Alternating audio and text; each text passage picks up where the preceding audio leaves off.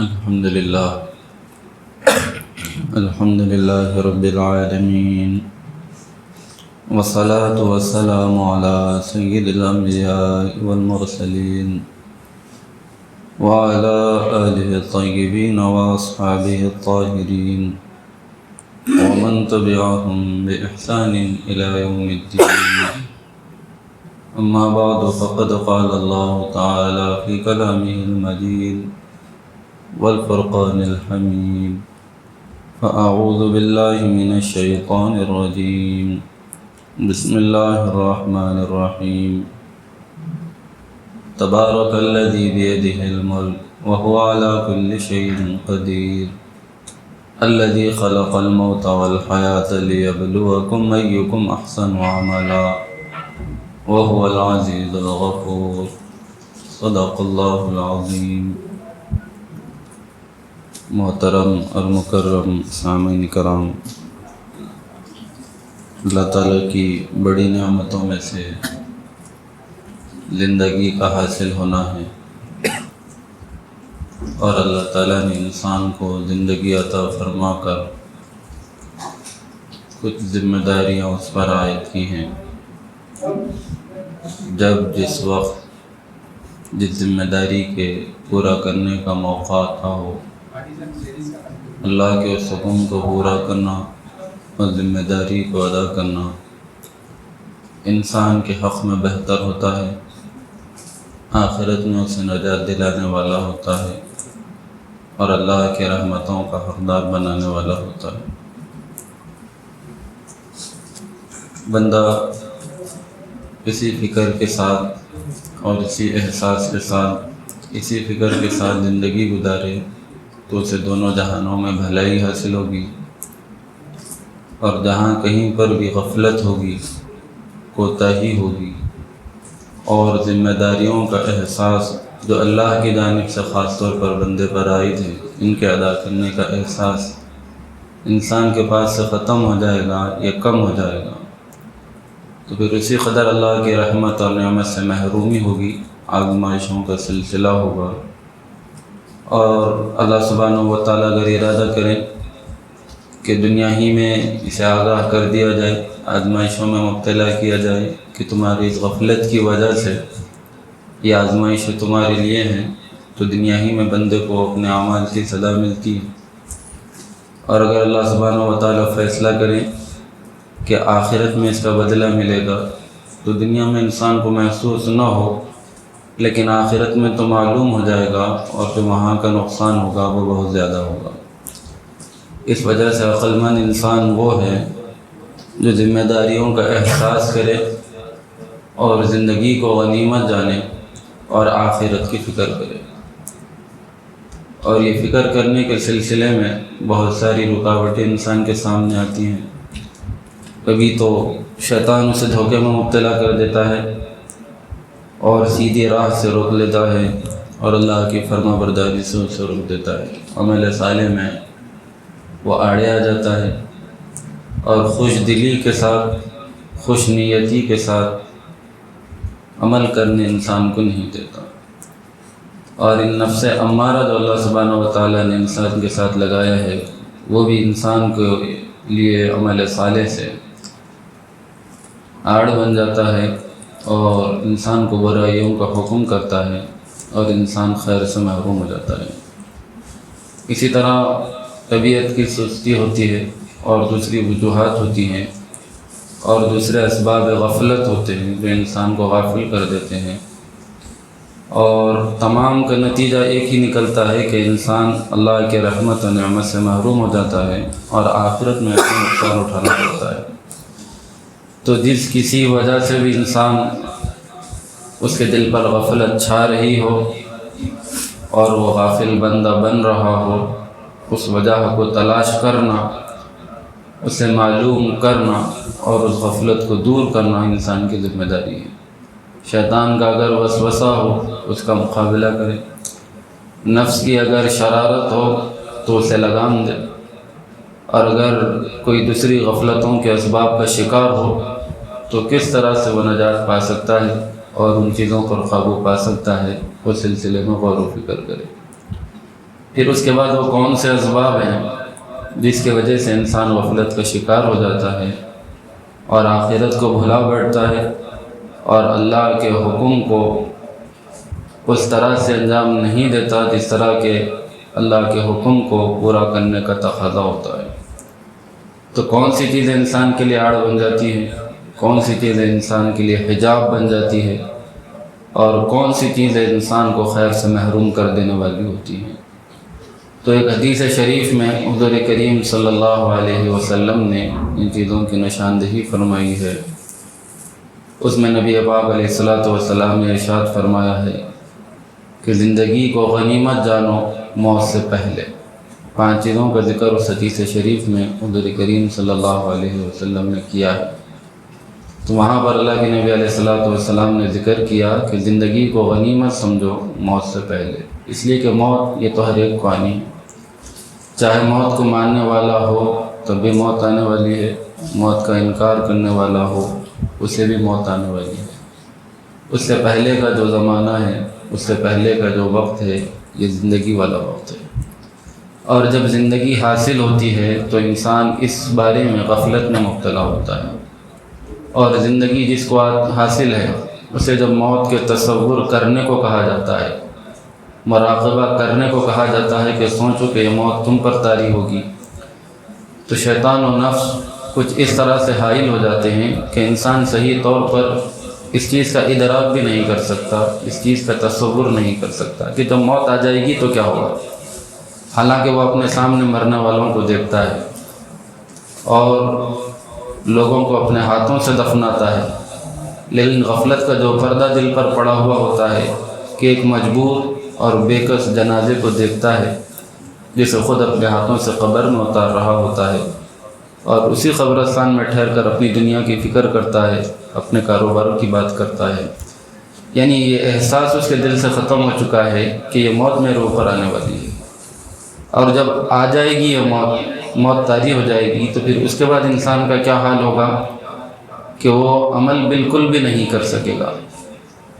نہ کسی فریضے کو ادا کر سکے گا، نہ چھوٹے سے چھوٹا مختصر سے مختصر سا عمل جس کو کہنے والوں نے یوں کہا کہ سبحان اللہ کہنے کی طاقت و قوت بھی انسان کے پاس نہیں ہوگی، جبکہ حسرت اور آرزو یہ ہوگی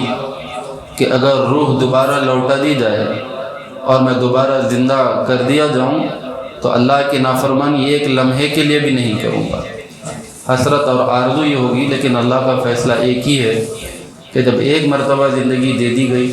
اور پھر اس کے بعد موت کا فیصلہ ہو گیا تو دوبارہ اس دنیا میں زندہ نہیں ہوگا۔ یہ اللہ کی سنت اور اللہ کا طریقہ ہے۔ قدرت کے مشاہدے کے لیے اللہ سبحانہ و تعالیٰ نے بسا اوقات یہ بتایا ہے کہ ہم مردوں کو زندہ کر سکتے ہیں، لیکن جو عام طریقہ اللہ سبحانہ و تعالیٰ کا یہ ہے کہ جب ایک مرتبہ کسی کو موت دے دی جاتی ہے تو پھر دوبارہ اسے زندگی اس دنیا میں نہیں بخشی جاتی۔ تو اس موت سے پہلے انسان کس چیز کی وجہ سے دھوکے میں پڑا ہوا ہے اور آخرت کو بھلا دیتا ہے، تو وہ زندگی کو سب کچھ سمجھنے لگتا ہے، یعنی موت کا تصور نہیں کرتا اور اس طور پر نہیں سمجھتا کہ میں ایک دن دنیا سے چلا جاؤں گا، اور یہ جو میں ہمیشہ اس دنیا میں رہوں گا، یا یہ کہ موت ابھی مجھ سے بہت دور ہے۔ اس وسوسے کا شکار جو اکثر لوگ ہوتے ہیں، اس کے گواہ ان کے اعمال ہوتے ہیں۔ وہ یہاں کے عیش اور یہاں کے آرام کے لیے جو چیزیں جمع کرتا ہے کہ سامان 100 برس کا ہے کل کی خبر نہیں، یعنی ہمیشہ جس طرح مجھے یہاں پر رہنا ہو، مکانات بناتا ہے تو عمدہ سے عمدہ، اپنے آرام اور آسائش کی چیزیں لیتا ہے تو اعلیٰ سے اعلیٰ، جیسا وہ ہمیشہ کے لیے اس کے کام آنے والے ہوں۔ مال و دولت کے جمع کرنے کی جو فکر ہے تو ایسے کہ میرا مال کبھی ختم نہیں ہوگا، یہ انسان کے خیالات ہیں۔ اللہ سبحانہ و تعالیٰ نے مختلف مقامات پر ان وسوسوں کا رد فرمایا ہے کہ یحسب ان مالہ اخلدہ، انسان یہ خیال کرتا ہے کہ وہ مال کو جمع کرتا ہے اور گن کر رکھتا ہے، اور خیال یہ کرتا ہے کہ میرا یہ مال، میری یہ دولت، میرے یہ خزانے کبھی ختم نہیں ہوں گے، جبکہ ایسا کچھ بھی نہیں۔ یہ اللہ سبحانہ و تعالیٰ کی جانب سے وقتی چیز عطا ہوئی ہے۔ جس طرح مال ختم ہو جاتا ہے، اسی طرح آسائش کی چیزیں، آرام کی چیزیں اور جو اولاد اللہ سبحانہ و تعالیٰ نے عطا کی ہے، جو رشتہ داریاں اللہ سبحانہ و تعالیٰ نے بنائی ہیں، تمام کی تمام چیزیں ایک دن ختم ہو جانے والی ہیں۔ تو انسان کو زندگی غفلت میں مبتلا کیے ہوئے ہیں، اور اس کی وجہ سے انسان آخرت کا نقصان کرتا ہے۔ یہ شیطان وسوسے میں مبتلا کر دیتا ہے کہ موت کو انسان یاد نہیں رکھتا، جس کی وجہ سے وہ آخرت کو بھلا بیٹھا ہے اور اللہ کی نافرمانی میں زندگی بسر کرتا ہے۔ اس وجہ سے یہاں پر حضور کریم علیہ السلام نے نشاندہی فرمائی کہ اس کے دھوکے میں کبھی نہ آنا، اور زندگی کو یہ نہ سمجھنا کہ کبھی ہاتھ سے نکلنے والی نہیں ہے، اس لیے کہ موت کا کوئی وقت متعین نہیں ہے۔ بچوں کے جنازے بھی اٹھتے ہیں، جوانوں کے بھی اٹھتے ہیں، بوڑھوں کے بھی اٹھتے ہیں، کوئی وقت اللہ سبحانہ و تعالیٰ نے کسی کے لیے طے کیا ہوا نہیں ہے۔ اور انسان اس بے قدر زندگی کے لیے، جس کا کوئی بھروسہ نہیں ہے کہ کب تک یہ ہمارے پاس باقی رہے گی، اس زندگی کو سب کچھ سمجھ کر اپنے رب کو بھلا بیٹھا ہے، اپنی آخرت کو بھلا بیٹھا ہے، اور اپنی آخرت کا نقصان کر رہا ہے، اور اسے ذرا سا احساس بھی نہیں ہوتا۔ تو اس چیز پر انسان کو قابو پانے کی ضرورت ہے، اور زندگی کی حقیقت کو سمجھنے کی ضرورت ہے۔ الذی خلق الموت والحیات لیبلوکم ایکم احسن عملا، کہ دنیا میں آئے کیوں ہو؟ اللہ نے کہا کہ زندگی ہم نے دی ہے اس وجہ سے تاکہ آزمائیں، تاکہ پرکھیں، تاکہ دیکھیں کہ کون بندہ نیک عمل کرتا ہے، ہماری فرما برداری کو اختیار کرتا ہے، شیطان کے وسوسوں سے اپنے آپ کو بچاتا ہے، طبیعتوں کی سستی سے اپنے آپ کو بچاتا ہے، نفس کی شرارتوں سے اپنے آپ کو بچاتا ہے۔ تو انسان اگر اس چیز پر قابو پا لیتا ہے اور موت کو یاد کرتا ہے، تو حضور کریم علیہ السلام نے ایک موقع سے ارشاد فرمایا کہ موت کو کثرت سے یاد کیا کرو، کہ اس کی وجہ سے انسان کے دل میں آخرت کی فکر پیدا ہوتی ہے، اور وہ موت جو لذتوں کو ختم کر دینے والی ہے۔ انسان کے پاس دنیا کی کوئی لذت باقی نہیں رہے گی جب اس کے پاس موت آ جائے گی، تو یہ ختم ہونے والی لذتوں کے پیچھے وہ باقی رہنے والی آخرت کو فنا نہیں کرے گا، اور آخرت کو داؤ پر نہیں لگائے گا۔ تو حضور کریم علیہ السلام نے اس حدیث شریف میں ایک دھوکے کو بیان کیا ہے کہ اکثر لوگ اس دھوکے میں مبتلا ہیں، اور آج کے زمانے میں اگر انسانوں کو دیکھا جائے تو خاص طور پر اس دھوکے میں مبتلا ہے، اس لیے کہ جس طرح کی ترقیات انسان کو حاصل ہیں، اور جس طرح کی سہولتوں کی چیزیں انسان کو حاصل ہیں، اس طرح کی سہولتیں انسان کو پہلے کبھی میسر نہیں تھی، اور انسان انہی تمام چیزوں کو جمع کرنے کے پیچھے لگا ہوا ہے، اور ان تمام کے پیچھے پڑھ کر اور ان تمام چیزوں کو حاصل کرنے کی فکر میں آخرت کو بھلا بیٹھا ہے، اور موت بھی اس کو یاد نہیں آتی، جبکہ یہ موت اچانک اس کو آ کے دبوچ لے۔ تو جو بندہ حضور کریم علیہ السلام کی اس نصیحت پر عمل کر لے اور موت کو یاد کرے، زندگی کو عارضی سمجھے، تو وہ آخرت کے نقصان سے اپنے آپ کو بچا سکتا ہے، اور اس زندگی سے فائدہ اٹھا سکتا ہے۔ دوسری چیز اس حدیث شریف میں حضور کریم صلی اللہ علیہ وسلم نے ارشاد فرمائی ہے کہ جوانی کو بڑھاپے سے پہلے غنیمت سمجھ لے، اس لیے کہ جوانی بھی ایک ایسی چیز ہے جس کا نشہ انسان کو ایسا چڑھا ہوا ہوتا ہے جس طرح کہ ایک شرابی کو شراب کا نشہ چڑھا ہوا ہوتا ہے۔ اور جو انسان جوان ہے یہ سمجھنے لگتا ہے کہ بڑھاپا میرے پاس آئے گا نہیں، کمزوروں کو دیکھتا ہے یہ کس حالت میں ہے، میں تو ایسا نہیں ہوں گا، میں زور آور ہوں، میں طاقتور ہوں، صحت مند ہوں، جوان ہوں،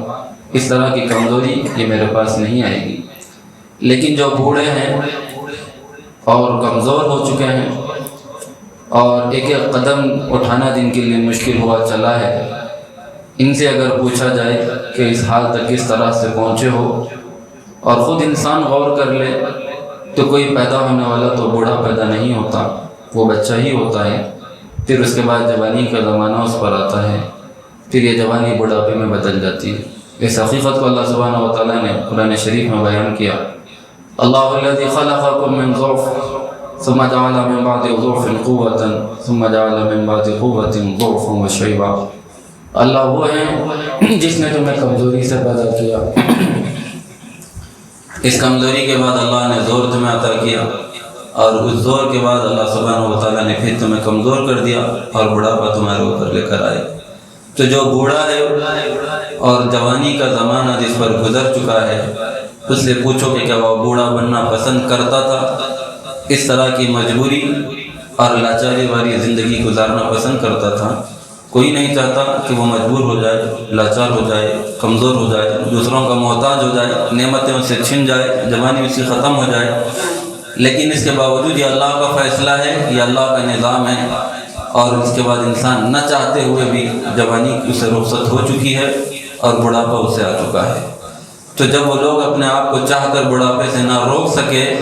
تو جو اب جوان ہے وہ کس طرح سے اپنے آپ کے بڑھاپے کو روک سکے گا؟ اگر اللہ نے اس کے حصے میں بڑھاپا لکھا ہے اور زندگی اللہ تعالیٰ نے اس کی اس قدر لمبی اگر لکھی ہے، تو جوانی کا زمانہ ضرور ختم ہوگا۔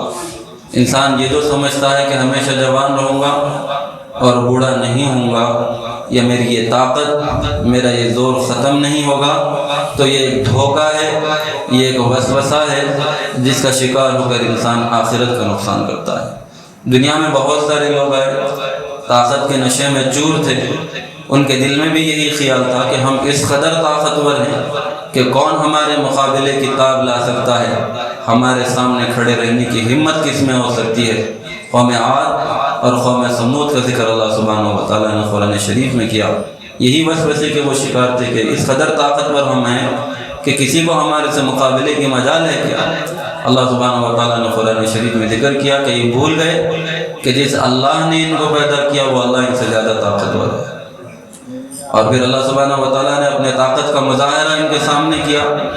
اور اللہ کا عذاب نافرمانی کی وجہ سے ان کے پاس آیا، تو جو قومیں اپنے ہاتھ سے پتھروں کو تراش لیا کرتے تھے، اللہ سبحانہ و تعالیٰ نے ان کی مجبوری کو، ان کی بے کسی اور لاچاری کو بیان کیا کہ جب موت آئی تو ایسے پڑے رہ گئے جیسے کھجور کے تنے درخت ہواؤں سے اکھڑ کر گر کر پڑے ہوئے ہوتے ہیں، یہ حال ان کا ہو گیا۔ اور جو چیخ ان پر مسلط کر دی گئی، جو ہوا ان پر مسلط کر دی گئی، ان کے دل اس سے پھٹ گئے، اور یہ ایک آواز کا مقابلہ نہیں کر سکے، ایک ہوا کا مقابلہ یہ نہیں کر سکے جو یہ کہتے تھے کہ کون ہمارے مقابلہ آ سکے گا، کون ہمیں پچھاڑ سکے گا، کون ہمیں ہرا سکے گا۔ اللہ سبحانہ و تعالیٰ نے معمولی چیزوں سے انہیں ہلاک کر دیا۔ ابراہ کو بھی یہی کام تھا کہ اتنا میرا لاؤ لشکر ہے، اتنے بڑے میرے ہاتھی ہیں، جب میں خانہ کعبہ کو گراؤں تو کون میرے مقابلے کتاب کر سکتا ہے۔ اللہ تعالیٰ نے معمولی سی مخلوق کے ذریعے سے بتا دیا کہ ابابیل کا لشکر اللہ سبحانہ و تعالیٰ نے بھیجا، اور اس کا غرور اللہ سبحانہ و تعالیٰ نے خاک میں ملا دیا، اور یہ لاؤ لشکر، یہ ہاتھی تمام کے تمام کھائے ہوئے بھوسے کی طرح ہو گئے۔ تو طاقت کا نشہ اور جوانی کا نشہ جو انسان کو دھوکے میں مبتلا کیا ہوا ہے، اللہ سبحانہ و تعالیٰ نے قرآن شریف میں اور حضور کریم صلی اللہ علیہ وسلم نے مختلف مواقع پر اپنے نصائح میں، احادیث شریفہ میں بیان کیا ہے کہ دیکھو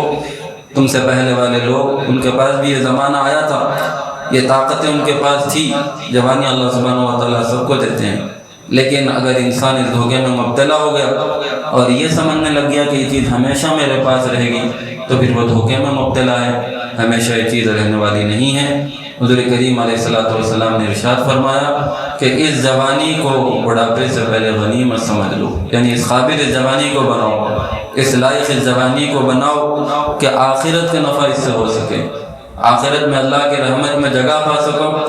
اور دنیا میں اللہ کی رحمت تمہیں حاصل ہو۔ اس طرح سے جوانی کو بسر کرو، اور خاص طور پر اس جوانی کے زمانے کی بندہ حفاظت کر لیتا ہے اور اسے اس روش پر، اس ڈگر پر لے آتا ہے، اس طریق پر لے آتا ہے کہ وہ اللہ کا فرما بردار بن جائے اور نافرمانیوں سے اپنے آپ کو محفوظ رکھے، تو پھر اللہ سبحانہ و تعالیٰ کی خاص نظر رحمت اس بندے کی طرف ہوتی ہے، اور اللہ سبحانہ و تعالیٰ اس کی بقیہ زندگی کو اور بعد میں اس کے نسلوں میں اللہ سبحانہ و تعالیٰ اپنے رحمتوں کو جاری و ساری رکھتے ہیں۔ تو اگر انسان اس دھوکے پر قابو پا لے تو اس کے لیے آخرت کا بڑا نفع ہے، اور اگر عام لوگوں کی طرح انسان اس دھوکے کا شکار ہو جائے اور جوانی اور صحت کی وجہ سے غفلت کا شکار ہو جائے تو پھر وہ نقصان سے اپنے آپ کو بچا نہیں سکے گا۔ اور تیسری چیز حضور کریم صلی اللہ علیہ وسلم نے اس حدیث شریف میں بیان کی ہے کہ صحت کے زمانے کو بیماری سے پہلے غنیمت سمجھو،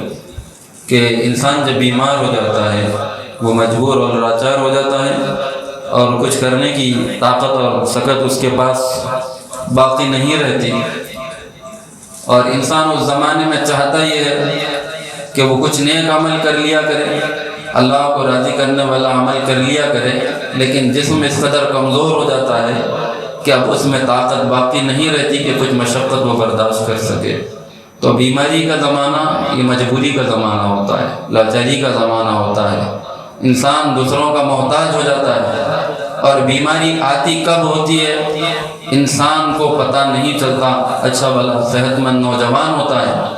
لیکن لمحے بھر میں وہ بیمار ہو جاتا ہے۔ اور آج کل کے زمانے میں تو بیماریاں اس قدر عام ہو چکی ہیں اور اس قدر نئی نئی بیماریاں ہیں کہ انسان جس کے بارے میں پہلے سوچ بھی نہیں سکتا تھا، اور بیماری آتی ہے بالکل اچانک آ جاتی ہے، انسان کو موقع نہیں دیتی اور دستک نہیں دیتی۔ جس طرح کے موت کا حال تھا اس طرح سے آج بیماریوں کا حال ہو چکا ہے۔ اچھا بھلا انسان ایک سیکنڈ میں اسے ہارٹ آ گیا اور وہ دل کا مریض بن گیا، کچھ طبیعت خراب ہوئی، طبیب سے رجوع ہوا، چند معائنوں کے بعد پتہ چلا کہ جسم میں یہ مرض کئی برسوں سے پل رہا تھا جو معلوم ہوا ہے۔ تو انسان اندازہ نہیں کر سکتا کہ بیماریاں کب اس کے پاس گھر بن چکی ہیں۔ انسان اس صحت کے زمانے کو اگر غنیمت سمجھے اور دھوکے میں مبتلا نہ ہو اور صحت کو اپنے لیے غنیمت سمجھتے ہوئے آخرت کی فکر صحت کے زمانے میں کرے تو اس کے لیے خیر اور اس کے لیے بھلائی اور اللہ کی رحمت ہے۔ ورنہ تو انسان اپنی نگاہوں سے معاشرے میں، اپنے اطراف کے لوگوں میں، ملنے جلنے والوں میں دیکھے، اور اگر کوئی بیمار نہ ملتا ہو تو ایک مرتبہ دواخانوں کے چکر لگا کر آ جائے، وہاں پر بیمار نظر آ جائیں گے، اور کیسے کیسے بیمار اور کس قدر قسمہ پرسی کی حالت میں ہیں، اور ان سے ان کی خواہشوں کو پوچھا جائے اور ان سے ان کے ارمانوں کو پوچھا جائے، ان کے منصوبوں کو پوچھا جائے کہ وہ دنیا میں کیا کچھ کرنے والے تھے۔ لیکن جب بیماری آ گئی تو پورے منصوبے دھرے کے دھرے رہ گئے۔ جب بیماری آئی پوری آرزویں خاک میں مل گئی۔ جب بیماری آئی تو بندہ مجبور و لاچار یہاں تک کہ موت کی تمنا کرنے والا ہوگا۔ تو اس طرح کی بیماری ہمارے پاس نہیں آئے گی، اس کی کیا گارنٹی کوئی انسان دے سکتا ہے؟ اس بات کی کیا ضمانت کوئی انسان دے سکتا ہے؟ اس لیے کہ جہاں پر صحت ہوگی تو وہاں پر بیماری آنے کا امکان ضرور بھی ضرور لگا ہوا ہے۔ اس لیے کہ جس طرح سے زندگی کے ساتھ موت ہے، جہاں پر مال ہو وہاں محتاجگی کا خطرہ ہے، اسی طرح جہاں پر صحت ہو وہاں بیماری کا خطرہ ضرور بھی ضرور لگا ہوا ہے۔ تو کوئی انسان یہ نہیں کہہ سکتا کہ میں ہمیشہ کے لیے بیماریوں سے محفوظ ہوں، اور اللہ سبحانہ و تعالیٰ نے انسان کے ساتھ بیماریاں لگا دی ہیں تاکہ انسان صحت کو غنیمت سمجھ سکے اور صحت کے زمانے کی قدر و قیمت جان سکے، اور صحت کو اللہ کی نعمت تصور کرتے ہوئے اس صحت کے زمانے میں فرما برداری کو، اطاعت گزاری کو اختیار کر سکے۔ اس کے لیے اللہ سبحانہ و تعالیٰ نے بیماری اور صحت کو لگایا ہوا ہے۔ اگر ہمیشہ صحت کا زمانہ ہوتا اور بیماریاں نہ ہوتی تو پھر بھی انسان اللہ سبحانہ و تعالیٰ کی جانب رجوع نہیں ہوتا۔ ایسے خود سر لوگوں کے کئی واقعات تاریخ کی کتابوں میں ملتے ہیں کہ سال ہا سال جنہیں بیماریوں کا پتہ نہیں تھا اور وہ اتنے خود سر ہو گئے اور اپنے آپ کو کچھ ایسا سمجھنے لگے کہ ہم تو ہمیشہ صحت مند رہنے والے ہیں، بیماریاں ہم کو کبھی نہیں آئیں گی، اور ان میں بعد ایسے نافرمان ہوئے اور ایسے متکبر ہوئے جنہوں نے کہ اپنی خدائی کا تک دعویٰ کر دیا۔ تو اس وجہ سے اللہ سبحانہ و تعالیٰ نے انسان کے سبق سکھانے کے لیے بیماریوں کو صحت کے ساتھ لگا رکھا ہے۔ تو انسان صحت کے دھوکے میں ہرگز بھی مبتلا نہ ہو کہ بیماری کبھی بھی اس کے پاس آ سکتی ہے۔ صحت کے زمانے کو غنیمت سمجھتے ہوئے اگر اللہ کی فرما برداری کو اختیار کرے گا اور اس دھوکے سے اپنے آپ کو بچائے گا تو آخرت میں اس کے لیے خیر میسر آئے گا۔ لیکن اگر وہ صحت کے زمانے کے دھوکے میں مبتلا ہو گیا اور دنیا کمانے میں مصروف و مشغول ہو گیا یا دوسرے کاموں میں مصروف و مشغول ہو گیا اور آخرت کی نفع کی فکر نہ کر سکا تو پھر اس کے لیے نقصان اور اللہ کی رحمت سے محرومی ہوگی۔ تو یہ چند دھوکے ہیں جن کو حضور کریم صلی اللہ علیہ وسلم نے بیان کیا ہے۔ عقل مند انسان وہ ہے جب اسے نصیحت کی جاتی ہے تو وہ نصیحت کو قبول کر لیتا ہے۔ جب اسے بتا دیا گیا ہے کہ اس کی آخرت کا نقصان ان چیزوں میں ہے تو بطور خاص ان چیزوں پر نظر رکھنا اس انسان کی خاص ذمہ داری ہے جو آخرت میں اللہ سے رحمت کی امید رکھتا ہو اور جسے اپنی آخرت کی فکر ہو، جو وہاں پر نجات حاصل کرنا چاہتا ہو۔ اسی فکروں کے لیے ہم یہاں پر جمع ہوتے ہیں کہ اللہ کی رحمت دونوں جہانوں میں ہمیں حاصل ہو اور آخرت کے نقصان سے ہم اپنے آپ کو محفوظ رکھ سکیں۔ اور یہ غفلتیں جس طرح کی ہم پر طاری ہوتی ہے، اللہ کے ذکر کی برکت سے وہ غفلتیں دور ہوتی ہے۔ اس وجہ سے غفلتوں کے دور کرنے کے لیے اللہ کا ذکر کرایا جاتا ہے۔ اگر ہم صحیح مقصد اور نیت کے اخلاص کے ساتھ یہاں پر بیٹھیں گے تو انشاءاللہ اللہ سبحانہ و تعالیٰ کے رحمت سے امید ہے کہ اللہ تعالیٰ دونوں جہانوں میں ہمیں ناکام نہیں فرمائیں گے۔ اللہ تعالیٰ سے دعا ہے ہم تمام کو علم صحیح اور عمل صالح کی توفیق نصیب فرمائے۔ آمین وآخر دعوانا الحمدللہ رب العالمین۔